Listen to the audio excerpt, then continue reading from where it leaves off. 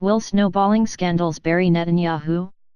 The investigations into Prime Minister Benjamin Netanyahu's activities keep growing and are now becoming a global affair. First, there is Noni Gate, an investigation into a series of conversations that Netanyahu had with his arch-nemesis Arnon, Noni, Moses, publisher of the Yedioth Aharonoth group. These talks resulted in long, remarkable transcripts, reeking of a bribery scandal in the works. In recent days, selections from these transcripts have been aired nightly by Channel 2. As a result of these revelations, a long list of newspaper editors, senior journalists, and other major media figures have been called for interrogation and affidavits. Most prominent among them are figures associated with the Israel Today, Yisrael Hayom, and Yedioth Aharonoth newspapers. The second investigation focuses on the gifts that the Netanyahu family has accumulated over the years from a group of billionaires. These gifts, valued at hundreds of thousands of shekels or more, were given to the Netanyahu family on demand, systematically and over an extended period of time. This investigation branched off into unexpected territory. The first billionaire to be interrogated was Ronald Lauder.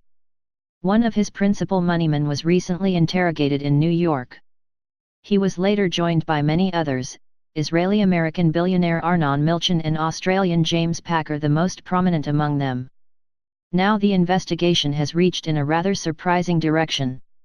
It is looking into Mossad chief Yossi Cohen, who is listed, according to the allegations, among the recipients of gifts and benefits from Netanyahu's billionaires. Initially, the Cohen investigation was defined as a disciplinary matter and was therefore conducted by the Civil Service Commission. Recently, however, it was handed over to the Attorney General's office and the police.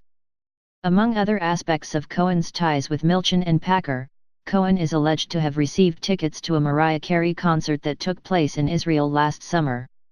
Cohen is said to have gotten the tickets from Packer, who was dating the singer at the time.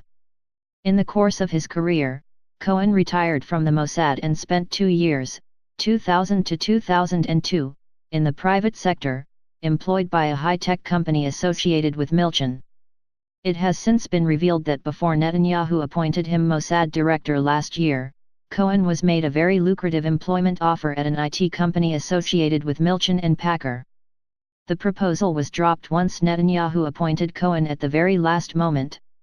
The investigation is uncovering a very problematic picture, one of a tangled web of individuals, including the Prime Minister, the director of the Mossad, billionaires, and Israeli and non-Israeli businessmen.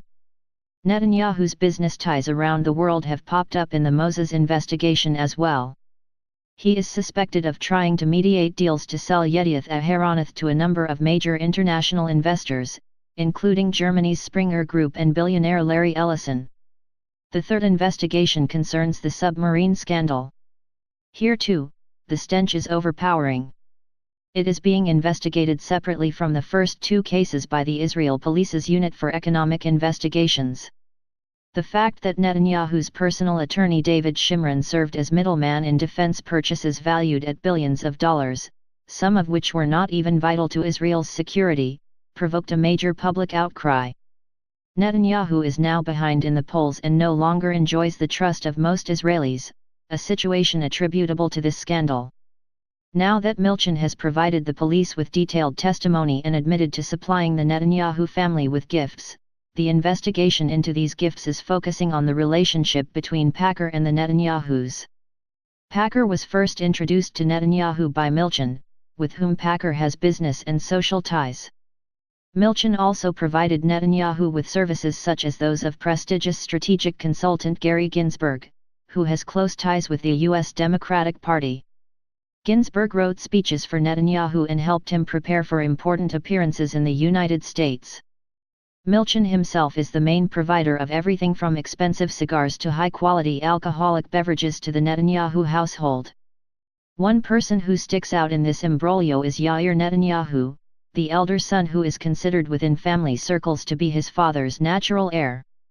On January 17, the 26-year-old spent hours testifying to the police about his special relationship with Packer. Packer is suspected of funding a long list of favors for him, including flights, expensive hotels and stays at luxury apartments in Tel Aviv.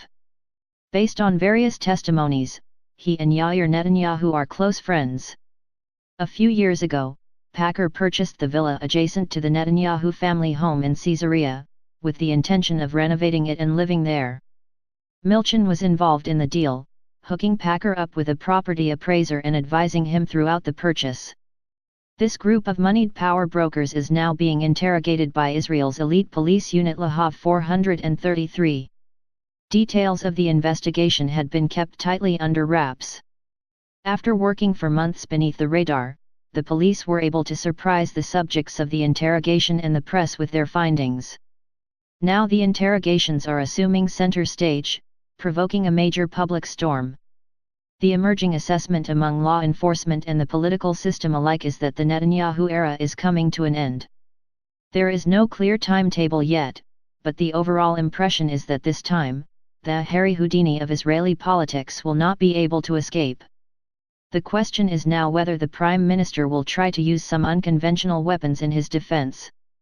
In his efforts to sideline the investigations, Netanyahu could instigate an outbreak of violence or another security crisis. There are those in the political system who hope that State Attorney General Avichai Mendelblit will offer a deal.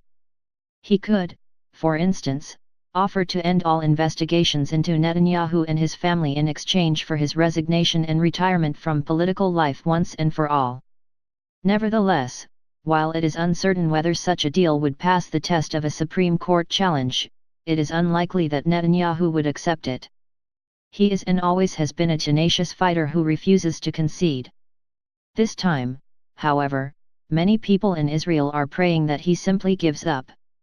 After all, it is in no way certain that Israel can allow itself the luxury of that kind of fight.